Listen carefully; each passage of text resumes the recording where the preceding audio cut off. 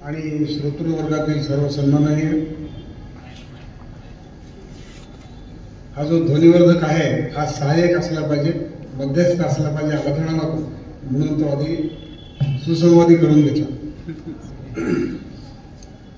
मित्रांनो, मी जेव्हा या व्याख्यानाचं निमंत्रण मान्य केलं आणि विषय पण माझ्या तत्क्षणी मनात आलेला निवडला, त्यावेळेस माझ्या समोर जे दोन शब्द घोळत होते डोक्यात ते असे होते की हे आख्यान आहे की व्याख्यान आहे की वक्तृत्व आहे. आख्यान नक्कीच नाही, वक्तृत्व कदाचित असेल, आणि व्याख्यान या शब्दाचा विग्रह केला तर मला वाटेल तशी व्याख्या करायची असा अर्थ घ्यायला हरकत नाही असं मला वाटतं. आणि मी ज्यावेळेस अशी व्याख्या केली या शब्दाची त्यावेळेस मी माझ्या मनाला येईल ते सांगण्याचं स्वातंत्र्य मिळवलेलं आहे. कारण असं आहे की वापरून गुळगुळीत होऊन स्वतःचं स्वत्व विसरलेलं नाणं असं या शब्दाचं झालं आहे की काय असं वाटण्यासारखी स्थिती आहे. आता आम्ही मध्ये बसलो असताना शब्दसंग्रह, शब्दकोश याच्यावर आम्ही गप्पा मारत होतो, चर्चा करत होतो. जे मी इतरांना सांगतो ते मलाही लागू आहे, म्हणून मग मी सेक्युलरिझमची फोड करायचा प्रयत्न केला आणि शब्दकोशाकडे जाण्यापूर्वी केलेली फोड ही बरोबर असते असं आवश्यक नाही, पण माझ्या असं लक्षात आलं की ती अर्धवट बरोबर आहे. सेक्युलरिझम या शब्दाचा जन्म, याचा शोध घ्यायला सुरुवात केली तर निश्चित तिथे सापडत नाही, पण त्याची व्याख्या 1800 संपण्याच्या काळापासून ते 1900ची पहिली 2 दशकं जाण्याच्या आसपासचा काळ आहे, जिथं पहिल्यांदा या शब्दाची व्याख्या करण्याचा प्रयत्न युरोपात आणि त्याच वेळेस अमेरिकेत केला गेला. पण याच्या मागचा जो याची जी मूळ पेशी आहे, ज्याला आपण जर्म म्हणू, जर्म ऑफ थॉट, याचा जन्म कधी झाला तर याचा जन्म या शब्दाचा शब्दकोशातनं केलेला विग्रह पाहण्याची सुरुवात करण्यापूर्वी जेव्हा झालेला आहे तो सेट त्या शब्दापासून मी काढला. आता मी काढला म्हणल्यावर मला चुकायची परवानगी आहे. जेव्हा सेक्युलरिझम हा शब्द औपचारिकरित्या तयार झाला नव्हता त्यावेळेस ज्या प्रदेशात, मी देश म्हणालो नाही, प्रांत म्हणालेलो नाही, मी भौगोलिक खंड म्हणालेलो नाही, ज्या भूप्रदेशामध्ये या शब्दाच्या निर्मितीचं खतपाणी आणि प्रथम बीज रोपलं गेलं ते चिंतनातील, धर्माच्या चिंतनामधील विविध गटांच्या आपसातील प्रभाव स्पर्धेत निर्माण झालं. म्हणून सेक्युलरिझमचा जन्म हा सेक्ट पासून झालाय की काय असं चिंतन मी सुरू केलं. आणि व्याकरणदृष्ट्या माझं चूक आहे, पण वस्तुस्थिती मात्र कदाचित बरोबर आहे. जेव्हा युरोपमध्ये बाजूचे सगळे देश आले जिथे ख्रिश्चनिटी जन्माला आली होती आणि फोफावत होती, तिथे स्वतः धर्मगुरू असलेले, धर्मोपदेशक असलेले मार्टिन ल्यूथर किंग जो चर्चमध्ये उपदेश देत असे, त्यांनी सांगायला सुरुवात केली की पुण्याची प्रमाणपत्र वाटण्यासारखं पाप काही नाही. जो आमच्याकडनं प्रमाणपत्र घेऊन जाईल त्याला स्वर्गात सरळ प्रवेश मिळेल. याचा वाद घालणाऱ्या माणसाच्या पंथाचं नाव प्रोटेस्टंट. आणि ज्यावेळेस एखाद्या राज्याची, एखाद्या म्हणत असताना युरोपातली 5, 6, 7, 8 राज्य डोळ्यासमोर, ज्या वेळेस राजाने मला पाहिजे त्या मुलीशी लग्न करू देत नाहीत म्हणून चर्च विरुद्ध बंड करायचं ठरवलं आणि मग त्यांनी स्वतःला पोप जाहीर करून टाकलं प्रोटेस्टंट पंथाचा. मग घडलं काय, राज्य कसं चालेल, ज्या सेक्ट, ज्या गटाचा माणूस राजा असेल किंवा ज्या गटाला राजाचा पाठिंबा असेल त्याच्या मर्जीवरती राज्य चालेल. असं सेक्ट बेस्ड राजसत्ता सुरू झाली. आणि धर्मसत्ता आणि राजसत्तेमध्ये युद्ध प्रचंड झालं. जगातल्या रक्तपाताच्या घटनांचा जर पूर्ण आढावा घेतला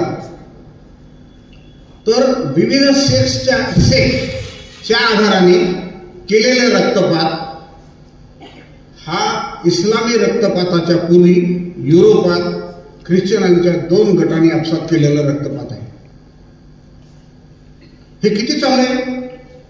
600-700 वर्ष. आणि मग एकीकडे हे धर्म आणि राजा ह्यातलं युद्ध चाललंय. कधी धर्मावर आहे, कधी राजावर आहे. हे चालू असताना अजून एक गमतीदार घटना जगाच्या पातळीवर घडत होती. ज्याचा संपर्क तत्वचिंतक मांडतात, ही कुठली घटना होती? या दोघांशीही कुठलाही संपर्क न ठेवणारी आणि कधी कधी संपर्क ठेवणारी 2 प्रकारची माणसं होती. डार्विन काय होता? तो धर्मोपदेशक होता. पण चर्चमध्ये शिकवत त्यांनी आपल्या बागेमध्ये वाटाण्याची रोपं लावली आणि मग शोधायला सुरू केली की काही रोपं मोठी का होतात, काही लहान का होतात, काही लोकांना दुबारे किती जास्त येतात, काही ठिकाणी शेंगा का जास्त येतात. आणि त्याचं चिंतन करत करत करत तो ओरिजिन ऑफ स्पीसीज पर्यंत गेला. पण जे आमच्या धर्मग्रंथात सांगितलेलं आहे त्याच्या विरुद्ध बोललं तर काय होतं? त्याचा गॅलिलिओ होतो. गॅलिलिओ व्हायला नको माझा म्हणून डार्विनची पुस्तकं त्याच्या जन्माच्या अखेरपर्यंत प्रकाशित झाली नव्हती. त्याच्या मृत्यूनंतर प्रकाशित झाली. श्रद्धांमध्ये किती कठोरपणा असतो. आता आपल्याकडे साहित्यातली मंडळी बसली आहेत, इंग्रजी शिकवणारी मंडळी बसली असतील काही. ऐकलंय का? जेम्स जॉईसची डबलाईन ही कादंबरी प्रकाशित व्हायला किती वर्ष लागली? 30 ते 40 वर्ष लागली. धर्माचा काही संबंध नव्हता. फक्त मी असहिष्णुता, सहिष्णुता, चिंतन पद्धती, त्यातला विकास या विषयावर स्पर्श करतोय म्हणून. का नाही प्रकाशित झाली? तत्समयीच्या इंग्लंडमध्ये असलेल्या कायद्याप्रमाणे ज्या साहित्यामध्ये अश्लील शब्दांचा उल्लेख आहे ते साहित्य मुद्रित करणाऱ्या मुद्रकाला गंभीर शिक्षा होती. मी असहिष्णुतेच्या मुद्द्याकडे लक्ष घालायची इच्छा असल्यामुळे हा मुद्दा सांगितला, जरी हा सेक्युलरिझमशी रिलेटेड नसला या क्षणी तरी. परत त्याच वेळेस काय घडत होतं? मी गॅलिलिओ आणि नंतर सॉक्रेटिस पण त्याच्या आसपासच्या काळात, नंतर हा आपला ओरिजिन ऑफ स्पीसीज व्हा, नंतर वैज्ञानिक शोध लागले. वैज्ञानिक शोध लागल्यामुळे काय झालं? वैज्ञानिक शोधामध्ये रसायनाबरोबरच यंत्राचे शोध लागले. यंत्राचा शोध लागल्यामुळे काय झालं? यंत्रांचा शोध लावणाऱ्या मंडळींनी पैशांचं गुणन, आता हा विषय असा आहे की अनेक विषयाला स्पर्श होणार आहे. संपत्तीचं गुणन आणि पैशाचं गुणन यात काय फरक आहे? झाड वाढलं तर संपत्तीचं गुणन होतं, झाड तोडलं की पैशाचं गुणन होतं.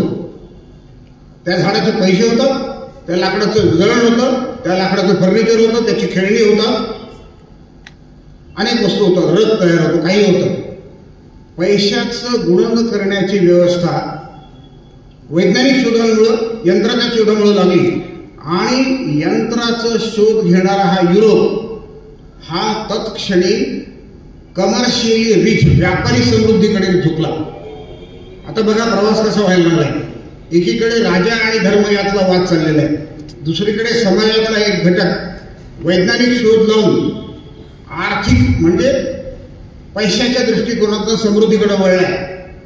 कारण तुम्ही वस्तू उत्पन्न करताय आणि मी त्याचं रूपांतर करण्याची क्षमता आहे. भारतातल्या कापसावरती मँचेस्टरच्या मिल्स कशा उभं राहिल्या? त्यांनी षटपट्टीनी गतीने कापड बनवलं. परिणामी युरोपातल्या ह्या उद्यमी लोकांना आपला माल विकण्यासाठी जगभर प्रसार करण्याची गरज भासली. आता बघा, युरोपामधल्या लोकांना ज्यांना कोणाला बाहेर जायचं आहे त्यांना मदत करणारे कोण होते? अमेरिकेत कोण गेले? पहिल्यांदा प्रोटेस्टंट गेले. ज्यांना समाजाने हाकलून दिले ते गेले. हा प्रवास बर्ट्रांड रसेल खूप उशीर आला. त्याच्या आधी त्यांच्याकडे तत्सम चिंतनाची सुरुवात झाली होती. हे तत्सम चिंतन काय होतं की धर्माला चॅलेंज करायचं नाही, आणि करायचं असेल तर त्याच्यावर टीका न करता इंडिपेंडेंटली त्याच्यावरती चिंतन करायचं. या प्रक्रियेमध्ये देवच नाही म्हणणं किती सोपं आहे धर्मावर नाव ठेवण्यापेक्षा. कुठल्याही पंथाच्या चिंतनाला काही बोलायचं नाही. त्याला इंग्रजीतला फार छान शब्द आहे, आपल्याकडे आणखी चांगला शब्द आहे, पण इंग्रजीतला शब्द एथिस्ट असा शब्द वापरला तरी त्याला. ही जी एथिस्ट मंडळी आहे ती कुणाला नावं ठेवणार नाहीत, काही शिवाय देणार नाही. ते म्हणतील तुमचं चिंतन आम्हाला मान्य नाही, आम्ही काही लिहिणार नाही. कारण पृथ्वी सपाट नाही, गोल आहे म्हणलं की तुम्हाला दगड घालणार, मारून टाकणार. तर आम्ही हे काही म्हणणार, आम्ही म्हणणार की असा देवच नाही. देवावर टीका केली तर ब्लास्फेमी होते, ईशनिंदा होते. पण तुम्ही ईश्वर नाही आहे म्हणलं तर काही नाही. हा ईश्वराला मान्य न करणारा आणि त्या पद्धतीने राजसत्तेकडनं वेगळ्या पद्धतीने सूट मागणारा जो वर्ग आहे, या वर्गाने नंतर ज्याला सेक्युलरिझम असा शब्द प्रयोग केला गेला, या पद्धतीचं चिंतन मांडायला सुरुवात केली. कशामुळे की तुम्ही राजसत्ता आहात ना, तर तुम्ही कॅथोलिकचे असाल तर तुम्ही प्रोटेस्टंटवरती रक्तपात करणार, मारणार, काय सर्व प्रकार करणार. तुम्ही वेगळ्या पंथाचे असाल तर तुम्ही ते करणार. त्यांच्या पाश्चिमात्य जगामध्ये असलेली रिलिजनची कॉन्सेप्ट ही भारतात असलेल्या ईश्वर अस्तित्व किंवा नस्तित्व नसताना सुद्धा आत्मा आहे असं मान्य करणाऱ्या मंडळींची पद्धत, हे दोन वेगळे गट आहेत जगामध्ये. त्यामुळे ज्या लोकांना आत्मा परलोक काही मान्य नाही, तथापि आम्ही सांगतो तो ईश्वर हे मान्य आहे, आणि म्हणून राजांनी या पंथाचा असावा किंवा त्या पंथाचा असावा आणि आपलं राज्य चालवावं. यातनं उत्क्रांत होत होत राजाने कुठल्याही पंथाचं नसावं हे चिंतन समोर आलं. आणि या चिंतनातून सेक्युलरिझम ही कॉन्सेप्ट आणि हा शब्द प्रचलित झाला. राजसत्ता ही कुठल्याही एका पंथाने आपल्या अंमलाखाली आणलेली नसावी. राजांनी जनतेने मी सांगतो किंवा मी फॉलो करतो त्याच पंथाचं असावं असं कधीही म्हणायचं नाही. आता गंमत बघा, एकीकडे सेक्युलरिझमची अशी ही धुसर कल्पना आहे, आणि दुसरीकडे जगात जिकडे जिकडे ही मंडळी व्यापाराच्या दृष्टीने जायला लागली तिथे दोन्ही प्रकारची, सुरुवातीला प्रोटेस्टंट गेले, पण पुढे अमेरिकेत कॅथोलिक पण गेले. आणि तुम्हाला ऐकायला गंमत वाटेल की डार्विन शिकवला म्हणून एका शिक्षकावरती फौजदारी केस झाली अमेरिकेत. This is again the concept of existence of God and I has told in the Bible. म्हणून ती केस तिकडे मंकी ट्रायल या नावाने प्रसिद्ध झाली. आणि 1925 साली त्याला त्या काउंटीमध्ये त्याला शिक्षा दिली गेली, डार्विन शिकवलं म्हणून. आणि मग सुप्रीम कोर्टाने नंतर सांगितलं की हा गुन्हा होत नाही म्हणून. म्हणून कुठलंही सरकार असा कायदा करणार नाही की ज्यामुळे कोणत्याही व्यक्तीला आपल्या मर्जीच्या धर्माचं पालन करण्यात अडचण येणार नाही, असं कलम अमेरिकेच्या संविधानात आणलं गेलं. मग तिकडे झालेला सेक्युलरिझमचा, आता मी वापरणारा शब्द कदाचित अप्रोप्रिएट नसेल, तुम्ही बदलून घेईन, आविष्कार. आता आविष्कार हा शब्द भिन्न अर्थी आहे. हिंदीत वापरला तर शोध असा अर्थ होतो, मराठीत वापरला तर प्रेझेंटेशन असा अर्थ होतो त्याचा. तर मला प्रेझेंटेशन असा अभिप्रेत आहे. त्यांच्याकडे सेक्युलरिझमचा जो आविष्कार प्रेझेंटेशन झालं ते या पद्धतीने झालं की सर्व व्यक्तींना त्यांना इच्छा असेल, त्यांचा विश्वास असेल त्या पद्धतीच्या धर्म प्रकृतीवरती विश्वास ठेवण्याचा अधिकार असला पाहिजे. विश्वास आणि व्यवहार हे सगळं सेक्युलरिझमची तिकडची कॉन्सेप्ट आहे. हा जेव्हा जेव्हा विविध देशांमध्ये जायला लागला तिथं याचा आविष्कार वेगळा झाला. मला तसंच मराठीत आविष्कार अभिप्रेत आहे तसंच मला म्हणायचं आहे. जिना म्हणाले की Pakistan will be secular country. What happened? Preamble मध्ये सांगितलं की अल्लाला स्मरण करून हे आम्ही लिहिलेलं आहे. तो secularism is nowhere. Sometime Bangladesh was secular, nowhere. ज्या ज्या देशांनी, जपानमध्ये सेक्युलरिझम एक्सेप्टेड आहे, ज्या ज्या देशांनी नागरिकांना आपल्या विश्वासाच्या भक्ती पद्धतीवरती विश्वास ठेवण्याचा, त्याचा आचाराने अवलंब करण्याचा अधिकार दिला, त्या त्या देशांनी स्वतःला सेक्युलर म्हणायला सुरुवात केली. भारतीय संविधान जेव्हा तयार झालं त्यावेळेस त्याच्यामध्ये सेक्युलर हा शब्द नव्हता. तो 78च्या आणीबाणीतल्या काळ केलेल्या घटना दुरुस्तीमध्ये वाढवला गेला. त्या घटना दुरुस्तीमध्ये 2 शब्द वाढवले. संविधानाच्या प्रिॲम्बलमध्येच अगदी पहिल्याच ओळीमध्ये वाढवले. तेवढे एक ओळ वाचून दाखवतो. We the people of India having solemnly resolved to constitute India into a, इथपर्यंत जुना आहे. इथं फक्त 2 शब्द वाढवले. सॉव्हरेन शब्द जुना आहे. Socialist, secular, democratic Republic. Socialist आणि सेक्युलर हे 2 शब्द वाढवले. आणि म्हणाल तर विनोद, म्हणाल तर उपहास, ह्या 2 शब्दांची व्याख्या संविधानात कुठेही केलेली नाही.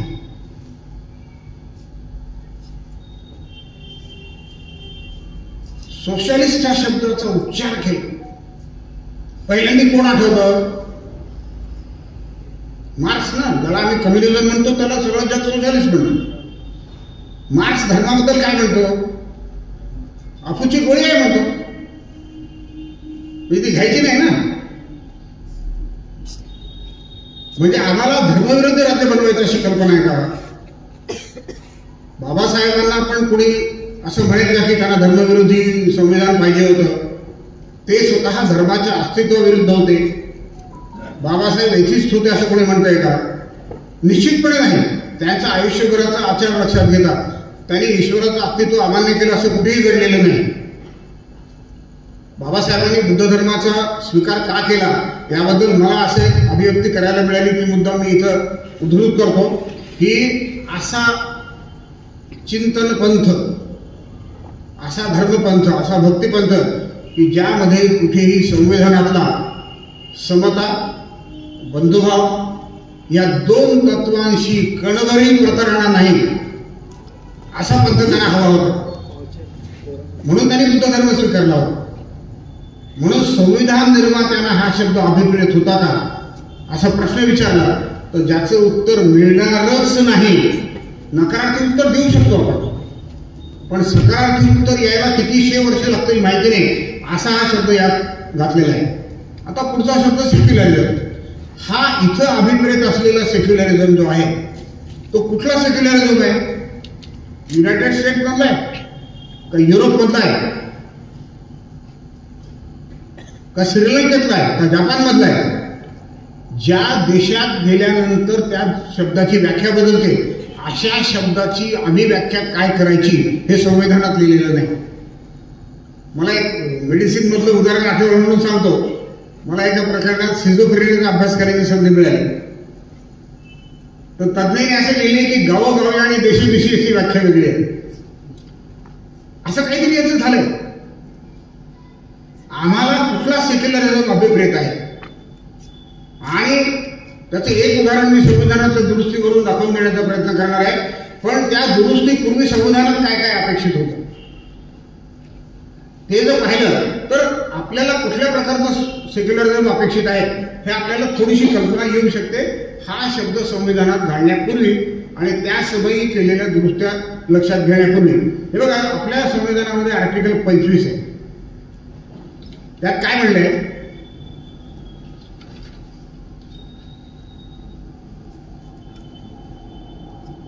Freedom of conscience and free profession and practice and propagation of religion. मी हे टायटलच मुद्दाम 2दा वाचणार आहे आणि ह्याच्या आधी थोडीशी प्रस्तावना करतो. ह्या भारतीय संविधानातले जे मूलतत्व फंडामेंटल राईट्स आहेत याचं वर्णन जनतेच्या हक्कात सरकारच्या विरुद्ध केलेल्या मनाईच्या हुकुमांची यादी असं याचं वर्णन आहे. सरकारने काय काय करायचं नाही त्याची ही यादी आहे. त्या यादीत काय लिहिलेलं आहे? 25 खाली, आर्टिकल 25 खाली फ्रीडम ऑफ कॉन्शियन्स. हे काय कॉन्शियन्स आहे? आपण अनकॉन्शियस म्हणतो ना, तसं हे कॉन्शियस नाही, कॉन्शन्स आहे. मेंदूचा विवेक आणि श्रद्धेचं स्वातंत्र्य हे कॉन्शियस आहे. फ्री प्रोफेशन, इथं प्रोफेशनचा अर्थ एखादा गोष्टी ही प्रोफेसेस रिलिजन अशा अर्थाने घ्यायचा असतो. ही प्रॅक्टिसेस अँड प्रोफेसेस रिलिजन. तुम्ही कसे जगता? आय प्रोफेस एथिझम, मी निरीश्वरवादी आहे, मी नास्तिक आहे. सो आय प्रोफेस, मी जे जगतो त्याला प्रोफेस असा शब्द आहे. मला निरीश्वरवादी म्हणून जगायचं, मला नास्तिक म्हणून जगायचं. I have a right. मला संविधानाने निरीश्वरवादी राहण्याचा अधिकार दिलेला आहे. पण इथं तसं अपेक्षित नसून, कारण निरीश्वरवादाला काही स्वातंत्र्याची गरज नाही. स्वातंत्र्य कुणाला दिलेलं आहे? ज्याला त्याच्या विश्वासाचा, मर्जीचा पंथ किंवा धर्म प्रॅक्टिस करण्याची परवानगी आहे. म्हणून आपल्याकडे असा एक शब्द आहे व्यवहारामध्ये, विचारलं शंकराचार्यांना की तुम्ही कोण आहात, तर ते सांगतात I am a practising Hindu. अशा अर्थाने तो शब्द इथं प्रोफेसरचा अर्थ प्रॅक्टिसिंग असा घ्यायचा आहे. परत एकदा वाचतो. Freedom of conscience and free profession practice and propagation of religion. Practice करणे आणि धर्माचा प्रचार करणे या सगळ्याचा मुक्त अधिकार असेल. हे लिहित असताना संविधानाच्या प्रिॲम्बलमध्ये हा सेक्युलरिझम शब्द नव्हता. तरीही सरकारला कुठल्याही व्यक्तीला त्याच्या धर्माच्या प्रॅक्टिसेसमध्ये कुठलाही हस्तक्षेप करण्याचा अधिकार नाही असं आधीच लिहून ठेवलेलं आहे. हे लिहिण्यासाठी सरकार सेक्युलर करण्याची गरज होती का? निश्चितच नव्हती, कारण ते न लिहिल्याने काही फरक पडला नाही. What was crucial was characteristic. संविधानाने निर्माण केलेल्या सरकारचं व्यक्तिमत्व आणि गुण काय आहे. आपण रसायनशास्त्रात गुण वापरतो ना शब्द, आठवतंय का? शाळेत शिकवलं आणि सोडून दिलं. प्रॉपर्टीज ऑफ मॅटर आठवतं का शिकवलेलं? ॲलेगरीज, ॲलाट्रॉपीज असे विविध गोष्टी शिकवल्या असतात शाळेत.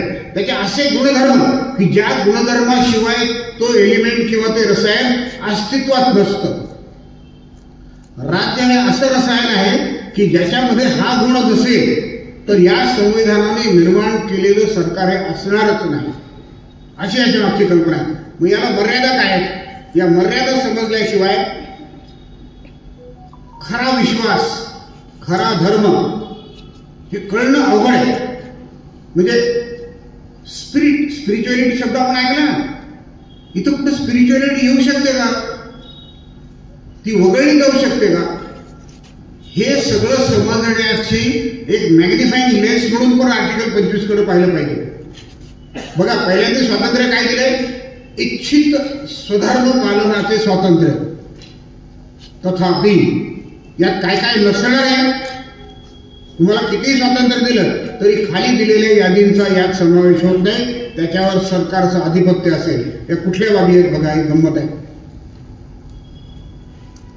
Nothing in this article shall affect operation of existing law. हे वर जे स्वातंत्र्य दिलं ना, सांगितलं तुम्हाला आहे म्हणून, ते कशा कशाला लागू होणार नाही. असा कायदा प्रचलित असो किंवा नव्याने केलेला असो, तो कोणता कायदा आहे? शासकीय आर्थिक व्यवस्था, नोटबंदी, कर किती लावायचे, इकॉनॉमी, फिनान्शियल, पॉलिटिकल और अदर सेक्युलर ऍक्टिव्हिटी. आला बघा सेक्युलर शब्द. शासन चालविण्यासाठी लागणाऱ्या सर्व बाबी ज्याच्यात तुमच्या व्यक्तिगत धार्मिक बाबीचा काही संबंध येणार नाही, अशा सर्व गोष्टींना हे स्वातंत्र्याचं लागू पडणार नाही, म्हणजे आडवे येणार नाही.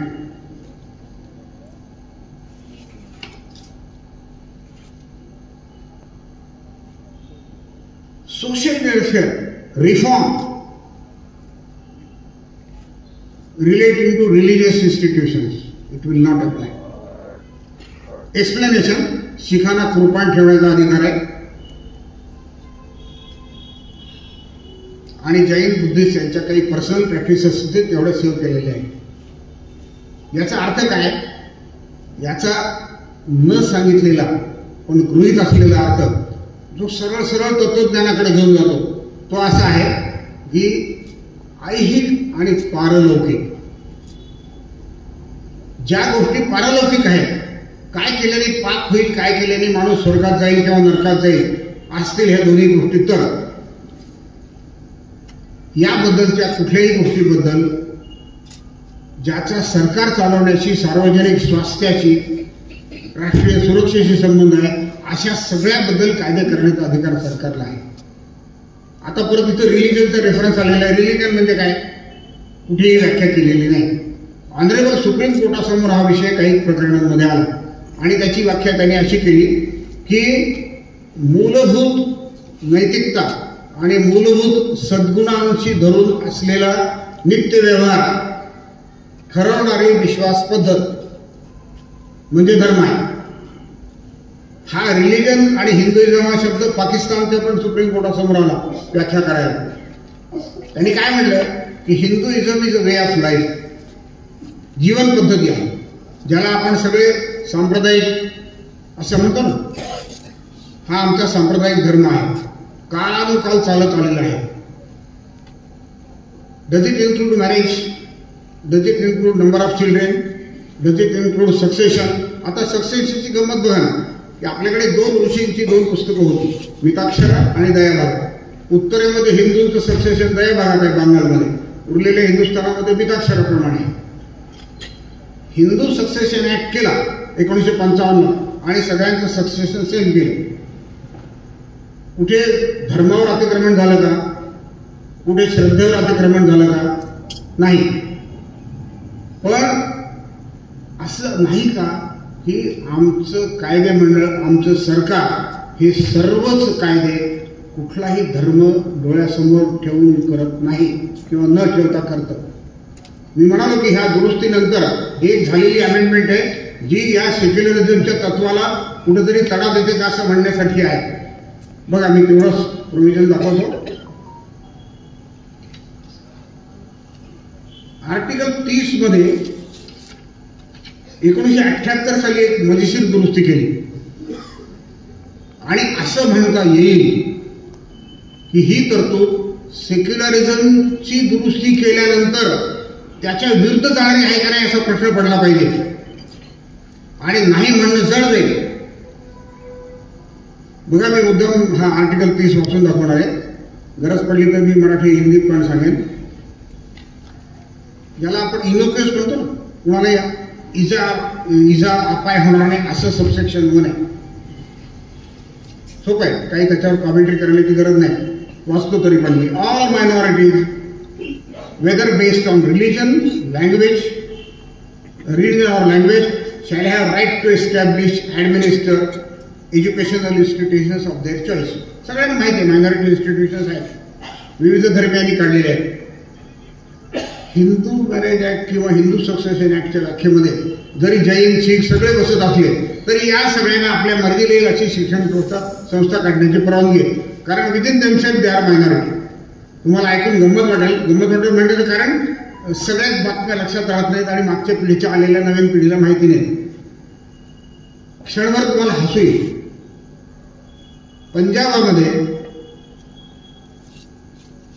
Hindi is a minority language. Can you believe? You must believe. आकडेवारी आहे ना. 71 साली सुप्रीम कोर्टापर्यंत केस गेली, Dayanand agricultural society versus state of Punjab. त्यांना हिंदी शिकवणारी महाविद्यालय काढायचं होतं आणि पंजाब युनिव्हर्सिटी सांगितलं की गुरुमुखी कंपल्सरी आहे, ते नाही ठेवणार तर तुम्हाला कॉलेज नाही काढायला. सुप्रीम कोर्टाने पंजाबामध्ये हिंदी ही मायनॉरिटी लँग्वेज असं ऍक्सेप्ट केलं. म्हणून एकेका पॉकेटमध्ये एक मायनॉरिटी आहे. So this country, which consists of majority of a particular faith of the people, is divided into minuscule minorities. म्हणजे प्रत्येक जिल्ह्यामध्ये वेगळी मायनॉरिटी असू शकते की जो देशभर मेजॉरिटी देतो त्या जिल्ह्यात मायनॉरिटी. आता गंमत बघा, संविधानामध्ये असं आहे सुप्रीम कोर्टने मान्य केलेल्या इंटरप्रिटेशन प्रमाणे की रिजन और टेरिटरी वाईज रिझर्वेशन परमिसिबल नाही. हा विषय मेडिकल ऍडमिशन इंजिनिअरिंग बद्दल सुप्रीम कोर्टापर्यंत गेला आणि 74 साली सुप्रीम कोर्टाने सांगितलं की region based reservation not allowed. आता माझी मायनॉरिटी इन्स्टिट्यूशन आहे आणि माझ्या जिल्ह्यामध्ये जैन मायनॉरिटी आहे, मला सगळ्या जैन लोकांना घ्यायचं आहे. माझ्या जिल्ह्यामध्ये मुस्लिम मायनॉरिटी आहे, मला मायनॉरिटीमध्ये सगळे मला त्यांचेच घ्यायचे. कुठल्या प्रकारचं विभाजन आहे देशात होण्याची शक्यता आहे.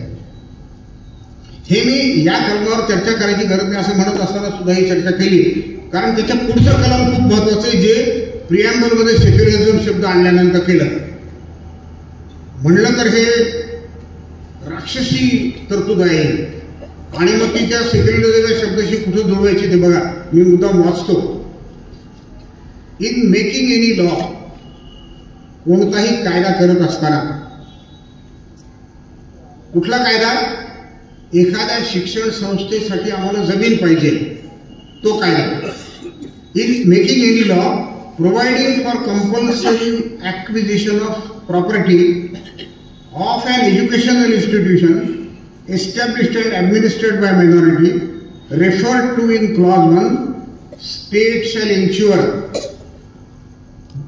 that the amount fixed by the determining under such law would not be restricted or abridged. म्हणजे मायनॉरिटी इन्स्टिट्यूशन साठी अक्वायर करताना किंवा त्यांची प्रॉपर्टी अक्वायर करताना त्यांना ती कमी किमतीत द्यावी किंवा काय काय करायचं आहे? How can minority and majority institution B discriminated? पण ही दुरुस्ती, ज्या दुरुस्तीच्या कायद्याने सेक्युलरिझम हा शब्द कायद्यात आणला त्याच वेळेस दुरुस्ती केलेली आहे. मग कुठल्या प्रकारचं सेक्युलरिझम आमच्या संविधान दुरुस्त करणाऱ्या लोकांना अभिप्रेत होता? मग भारतीय संविधानाखाली सेक्युलरिझम रिलेटेड प्रोव्हिजन वापरत असताना आम्हाला कुठल्या सेक्युलरिझमची कॉन्सेप्ट अभिप्रेत आहे असा प्रश्न गंभीर उभा राहतो. म्हणून मी जेव्हा विषय निवडला की सेक्युलरिझम समज गैरसमज, नक्की काय सेक्युलरिझम आहे?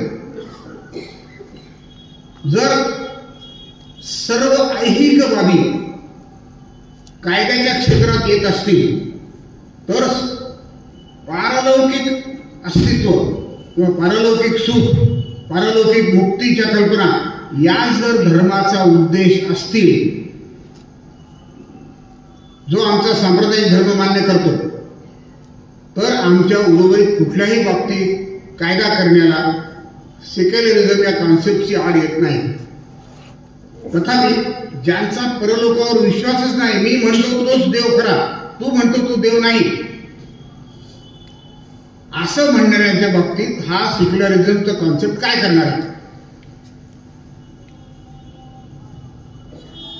ऑनरेबल सुप्रीम कोर्टाला या देशाच्या मेजॉरिटी मंडळीच्या धार्मिक भावनांबद्दल कायद्यात दुरुस्ती करायला काही अडचण वाटत नाही, करू द्यायला. आणि मायनॉरिटीबद्दल नाही, कारण काय? मायनॉरिटी प्रोटेक्शनची कॉन्सेप्ट ही आमच्या सेक्युलरिझमचा अटळ भाग बनलेला आहे. आणि नुसतं मायनॉरिटी प्रोटेक्शन नाही असं म्हणलं तर धैर्याचं होईल, म्हणजे खूप धैर्याचं होणार नाही, कदाचित थोडं धैर्याचं होईल की मायनॉरिटी प्रोव्हिजन ही आमच्या सेक्युलरिझमची कॉन्सेप्ट आहे का? या पद्धतीची जर टीका या सेक्युलरिझमच्या व्यवहारावरती केली तर ती अनाठाई होणार नाही. सेक्युलरिझम या विषयावर चिंतन करणाऱ्या विविध मंडळींनी एक विषय मांडला आहे. निश्चितपणे शांत चित्ताने चिंतन करून त्यांनी तो मांडलेला असला पाहिजे. त्याने असं म्हणले की जोपर्यंत सगळा समाज सेक्युलर असत नाही तोपर्यंत सरकार सेक्युलर असूच शकत नाही.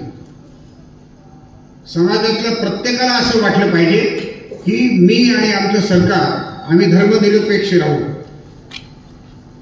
आता हे सेक्युलरिझमचं जे भाषांतर आहे ना, धर्मनिरपेक्ष, मिस्टिक म्हणतो ना आपण, अगम्य आहे. नक्की काय म्हणायचंय? जे इंग्रजीत म्हणायचं ते मराठीत म्हणायचं का ते समजत नाही. सरकार हे कुठल्याही धर्माबद्दल पक्षपाती असणार नाही असं म्हणलं तर हे काय झालेलं कायदा काय? शहाबानू केसचा निर्णय रिव्हर्स करण्यासाठी केलेला कायदा हा सेक्युलरिझमच्या पक्षपाती नसण्याच्या निर्णयाला धरून आहे का? हा गंभीर प्रश्न आहे. म्हणून भारतात अभिप्रेत असलेला सेक्युलरिझम हा युरोपात अभिप्रेत असलेल्या सेक्युलरिझम सारखा आहे का वेगळा आहे? तो व्यवहारात वेगळा दिसतो आहे. असा नवा शब्दकोश जन्माला यायचा आहे का? या शब्दाची या दिशेची व्याख्या आहे. सेक्युलरिझमची युरोपातली व्याख्या वेगळी आहे, सेक्युलरिझमची अमेरिकेतली व्याख्या वेगळी आहे, जपानमधली वेगळी आहे आणि भारतात मात्र याची व्याख्या वेगळी आहे. आणि आमचं कोर्ट आम्ही नेहमी कुठल्या शब्दाच्या अर्थाबद्दल वाद उत्पन्न झाला तर उपस्थित असलेल्या म्हणजे जगात अस्तित्वात असलेल्या शब्दकोशांचा आधार घेतो. आता आम्ही कुठल्या शब्दकोशाचा आधार घेणार आहोत इथे? मग असं तत्वचिंतन, ज्याला आपण फिलॉसॉफीचा अभ्यास म्हणतो ना, फिलॉसॉफिकली जायचं ठरवलं तर सेक्युलरिझमचा अर्थ काय असला पाहिजे आणि तो दिसतो, जो भविष्यात कदापि मान्य होईल, कदापि होणार नाही. तो माझ्या मताने या जगामध्ये असा एकच धर्म आहे जो आमचा सांप्रदायिक धर्म आहे. तो सांगतो की ज्याला ज्याच्या इच्छेप्रमाणे त्याच्या विश्वासाप्रमाणे ईश्वर प्राप्ती होणार असेल तो त्याचा ईश्वर असण्याला माझी हरकत नाही. मी श्रद्धा ठेवतो तो ईश्वराकडे जाण्याचा एक मार्ग आहे, तुम्ही श्रद्धा ठेवता तो ईश्वराकडे जाण्याचा दुसरा मार्ग आहे. त्या मार्गाचं तुम्ही पालन करण्याला माझी हरकत नाही. या चिंतनाचं पालन अंडर एनी टायटल, कोणतंही नाव द्या तुम्ही याला, त्याला हिंदू म्हणण्याची आवश्यकता नाही. त्याला सहिष्णू म्हणलं, सहिष्णुता हा खरा सेक्युलरिझम. जो कोणताही धर्म, म्हणजे युरोपातलं उदाहरण आहे की माझा ईश्वर मान्य केला तर तुम्हाला जगायचं अधिकार नाही का नाही, असं म्हणणाऱ्या मंडळींनी सेक्युलरिझमची चर्चा करणं हे नकारात्मक ढाळण्याचा प्रकार आहे. जगातले सर्व धर्म जे इतरांच्या अस्तित्वाला टाच लावू इच्छितात, गळ्याला तलवार लावू इच्छितात, ते सेक्युलरिझम हा एक ढोंगी प्रकार बोलत असतात.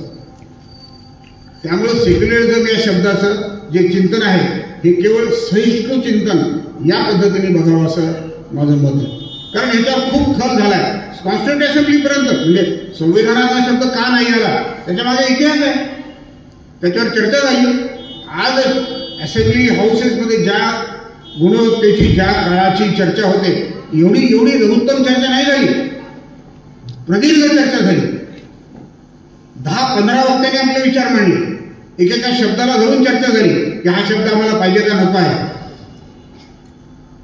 ज्या शब्दावर मान्यता झाली नाही संविधान सभेमध्ये तो शब्द घटना दुरुस्ती करून आपण आणला आणि उपलब्ध असलेल्या गुंतागुंतीमध्ये, कन्फ्युजनमध्ये आपण वाढ केली. म्हणून secularism is more misunderstood than understood. म्हणून मी म्हणालो की या विषयावरचं माझं जे काही चिंतन आहे ते मांडावं अशी माझी या प्रसंगी इच्छा होती. आणि हा वाद किती वर्ष चालेल? हा वाद जोपर्यंत हा जो कॉन्शन्स शब्द वापरला ना, या कॉन्शन्सला धरून कॉन्सेन्शस बिल्ड होणार नाही तोपर्यंत याच कन्फ्युज्ड स्टेटमध्ये हा शब्द आपल्या संविधानात राहणार आहे. आणि लोकशाहीची जी काही चक्र अरिस्टॉटल पासून सगळ्यांनी मांडली, आता पुढचं सायकल काय आहे ते बघायचं आहे. कारण अरिस्टॉटलने पॉवर सायकल सांगितलं ना, हुकुमशाही, त्यानंतर लोक उपयुक्त असे राजेशाही, आणि तो डेमोक्रेसी शब्द त्याच्या दृष्टीने बदनाम आहे. अरिस्टॉटलला पॉलिटी शब्द अभिप्रेत आहे. डेमोक्रेसी हा शब्द काही चांगला नाही म्हणतो, is not a good manner of government, कारण ही मोबोक्रेसी होते. आणि मोबोक्रेसी म्हणजे मेजॉरिटी माझ्याकडे राहावी म्हणून आम्ही पाहिजे त्या पद्धतीने कायदे बनवा. So we have rolled the concept of democracy as was born sometime. Apolitical कसं म्हणतो ना, तसं अरिलिजियस गव्हर्नमेंट असावं ही कॉन्सेप्ट रुईन झालेली आहे. It is very difficult to accept or consider that there exist a secular constitution and secular governance, कारण हा अर्थ संपलेला आहे. मला असं वाटतं की या प्रसंगी मला अभिप्रेत जे चिंतन मांडायचं होतं ते पूर्ण झालेलं आहे. तुमच्या दृष्टीने आणखी तपशिलात पाहिजे असेल तर मला माहिती नाही. तुम्ही मला बोलावलं, माझं चिंतन मांडायची मला संधी दिली, याबद्दल मी आपला आभारी आहे. आणि चिंतन मांडायची संधी आम्ही जरा कंजूसी केली सांगताना, खरं म्हणजे वक्तृत्वासाठी एखादा विषय निवडत असताना मला अभ्यासाची संधी मिळते, कारण मी यापूर्वी याच्यावर काय चिंतन केलंय, काय अध्ययन केलंय याचं मला पुन्हा मोजमाप करायला मिळतं. ती संधी तुम्ही मला दिली याबद्दल मी तुमचे आभार मानतो आणि जागा येतो. धन्यवाद.